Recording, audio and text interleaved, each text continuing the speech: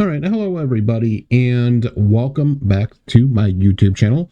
Today we're going to talk about something that I've been working on, an application that the big guys, the real railroads use, and model railroads can use this too. This would be essentially a digitalized version of a car card system that model railroads use.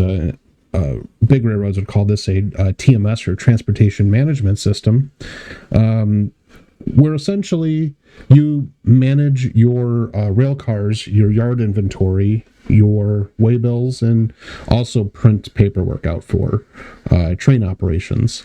So in this video, I'm just going to demonstrate really quick, as we're still sort of in the early stages of development, of how this works and how you can use it on your model railroad.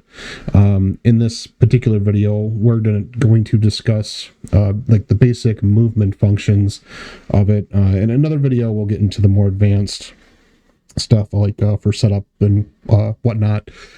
Anyway, let's talk about the main screen that you see here, which is going to have four basic options: manage yard, manage trains, interchange, and background files. We'll talk about manage yard in this video, and then in another video we'll get into background files. We'll also, in this video, I'll touch on manage trains and interchange. So let's start off with manage yard. So manage yard is going to bring you to this screen right here, where you can choose to go to a specific station and track. Otherwise, you can look at a summary here and just kind of get an idea of where things currently lay. As you can see here, this is a mock-up railroad for testing purposes, the Chicago and Toledo Railroad, CTRR. And we've got two stations, Chicago and Toledo. And as you can see here, there are a list of tracks, and then it tells you just how many cars are on each of those tracks.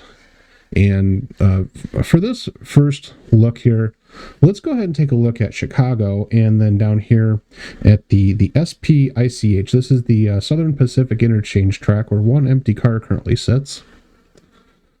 Let's go look at that car. So we'll go to Chicago as the station, and we're going to find the SP Interchange track, which is right here. And that brings us up into manage yard. On this screen, you can see that we've got this car here, this CR722012, and it's currently an empty. It's G for, this is a gondola. And in this case, it's arrived on the interchange, and we're going to go ahead and select it because we want to relocate this car to the facility where it's going to get loaded, in this case with scrap metal. To do that, I can check on the car over here on the left side, and then click move. And then we're going to move this car to Chicago, and the station is going to be the Wrigley Brothers 1. That's a scrap yard.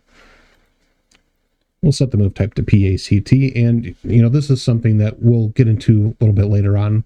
Current time is 2:49 p.m., so 2:49 p.m. on the 17th. And then position on track. This is something that will matter if you have cars on that track already, and you want to make sure you specify which end the car was at it. So basically, in the spirit of keeping your lists straight and in order, you would want to specify this. So if you already have cars on that track and the car went to the bottom of that track, you want to change that to bottom, but we'll keep it for top because that's the default and there aren't any cars on this track. So place to customer track is the event code. We have the time set. We're going to go ahead and execute the move, and it's going to take a second to process, but then the car disappears. There's no more equipment on this track, and we can change our location.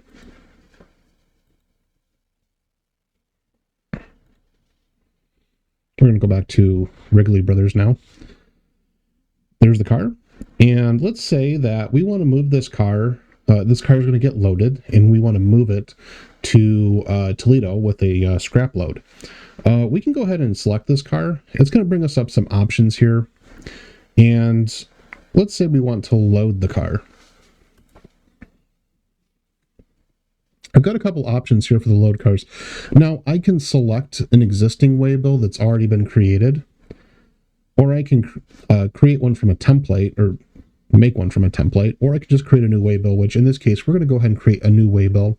It gives us a waybill number, and then that's not really going to change too much unless it's something that you would want to use. Railroads, they will have waybill numbers associated with their cars. The shipper for this is going to be Wrigley Brothers Processing and Trading Company. The consignee is the receiver, so we're going to go ahead and select Mommy Steel Company. That's where the scrap car is going to go to. The origin is Chicago. The destination is Toledo. The commodity will be scrap metal. There we go. And then we can select the switch to. The switch to here is going to be Mommy Steel, which is this MOS STL TOL one right here. Create. We'll create the waybill. And as you can see now, we've now updated this car. Its load empty status is changed to load. And it now shows you where the switch to car to. This switch to field right here is going to be how your operations department, your transportation department, is going to classify this car. All right, sorry about that. Okay, so small break. The car's now loaded. We've got everything set up here, and then the next step in this case would be to relocate this car to the yard. Local train comes, it picks the car up, and it's now being relocated to a yard track in Chicago. Let's go ahead and do that now. Let's do a move. Chicago. And then let's find the track that we're going to move this to. We're going to move it to Chicago Yard 3 track. This is a pull from patron siding move, and we'll set the time. It is currently 2:53 p.m. and top is fine. Execute the move. Let's go to manage trains here real quick. Now we have a car that needs to go to Toledo, and we need to add it to a train. We need to create a train first. Let's go ahead and we could just name this any old thing, but we'll go with let's make it a CHTO for the date of the 17th. So CHTO 17.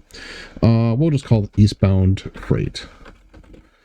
It's a manifest train, and its origin is Chicago. Its destination is Toledo.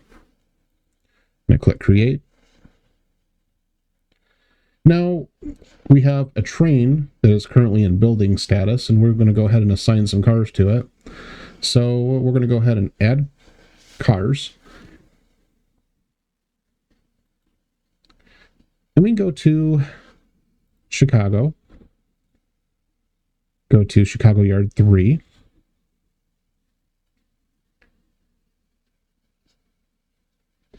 And there we see we have our car in Chicago Yard 3. It's that the CR722012. And go and select that car. And click Add Cars to Train. And there it is.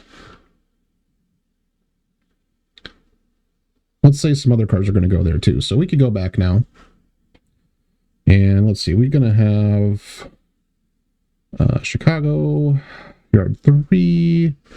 And we've got some other cars. It looks like another destination in Toledo. So let's add the 4 cars here to the train as well. Now we've added more cars to this train, and it looks like they're all going. We got some chemicals going to Toledo as well. But let's say that the car that, or let's say that we want to change the order of these cars. Let's say this GATX 933606 down here is actually behind our Conrail 722012. We can change the order up here by clicking reorder. And then it opens up this to allow us to change the order of these cars by clicking and dragging. So we're going to take this GATX car and slide it right here. Now, give it just a moment here. It's going to update. Now we've changed the order of our train. And click Done. Let's say we want to add another car to this train. So we'll click Add Car.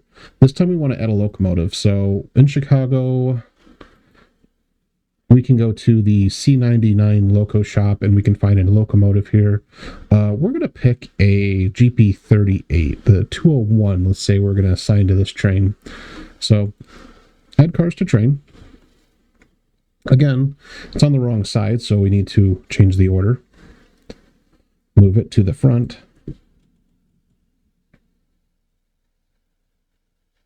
Having a locomotive isn't necessary. It's basically just a thing you can do if you want. Click done again. Now, got everything set up right now. And we're going to go ahead and move back over to the manage trains screen here, because we have our train put together now. We want to click depart. We're going to move this train, and we also, in this case, could print a train list, a consist out here. We're not going to do that, but we can. We're going to set the departure time for this train as of 2:57 p.m. depart train. And this will depart the train, and all the cars will leave the track inventory. They are now on an active train moving to Toledo. And now we can say the train has arrived in Toledo. We'll just go ahead and say that that move took place 4 hours later. So I know that's really fast for a train, but we'll go ahead and say 6:58 p.m. for the arrival in Toledo.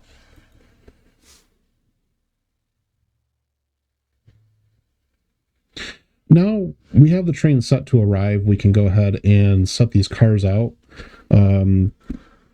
These are the tracks that we can set out to in Toledo. We're going to set them all out to a yard track.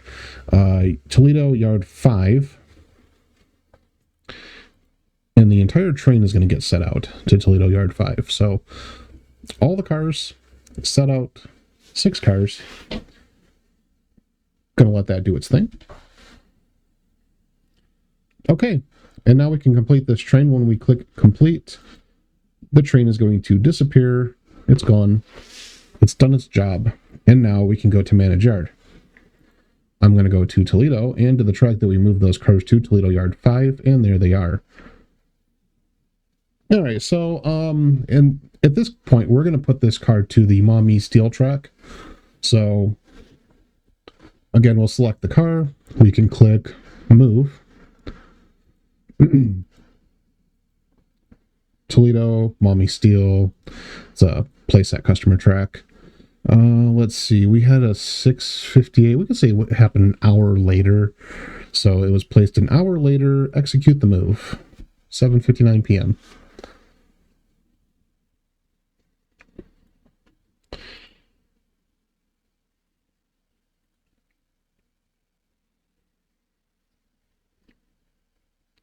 Okay, we're going to go back and we can now see that car has been placed to the customer. And let's say that customer has now emptied that car. Let's select that car. We can click release. This will empty the car. And now it is completed. Now, as you can see here, there are no switch to station or instructions. Now it's completely been cleared out. This car would essentially become an unassigned car that you could take anywhere. However, there are ways to set this up so that this car basically has a return to, as in something that you would have on a car card is usually like a return to when empty instruction on it. I can demonstrate that to you real quick by going into the background files here and to the equipment profile. And then I just have to find that car in the profile here. That's going to be right here, this gondola. Let's go ahead and say that we want to set this car as having a home road NS. And the default switch to will be, let's say it goes to the CTRR, or no, let's say it goes back to the scrapyard. It's a pool car going to the Wrigley Brothers scrapyard in Chicago. And then we can click update. Now, it's got a little bit of information here that's been added. We can go back and it should, if it works properly, and it definitely will soon here, if it doesn't already. Back to that track, Toledo, Mommy Steel. And it's got now, the destination is now Chicago, Illinois. So, that is how we can move cars around and manage inventory. We can also go into a track, let's say Toledo Yard 5 again here, and we could, in theory, print this track out to a PDF.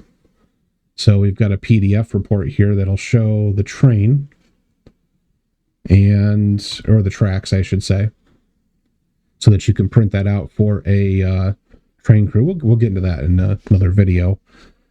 Let's see, interchange, number 3. So how RTMS functions is it essentially has cars that are in the inventory. And when the cars are in the inventory, that means they are on a track, in a yard, or in a station, or on a train. They are online, and you can work with them.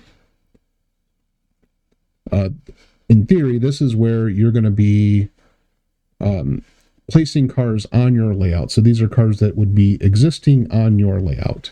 But let's say you have a shelf or a staging yard, or maybe you're putting them away in a box, and you want to remove those cars from your inventory. They stay in your database after you add them, so they don't go away. And let's just say we have a car here, this auto rack, for instance, a ETTX 707 right here. It's currently offline, maybe on a shelf somewhere, and we're taking it from the shelf and we're putting it on the layout. So I can select it, and then I can tell RTMS where to put the car. So Chicago, let's say that one's also going to the SP interchange track. And then I can bring in one car by clicking here. And go back to the main menu, manage yard, and go back to that SP interchange track. And there it is. And I can also remove that car by going to the interchange, and I can outbound that car,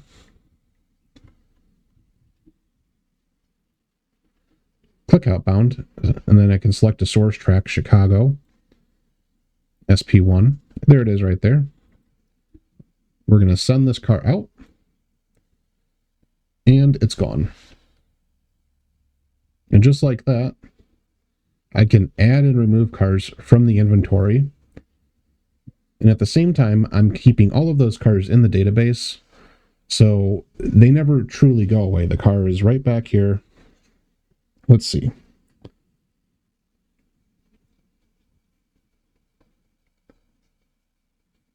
Right there, 707. It's back in the database. So that's sort of a basic rundown of RTMS.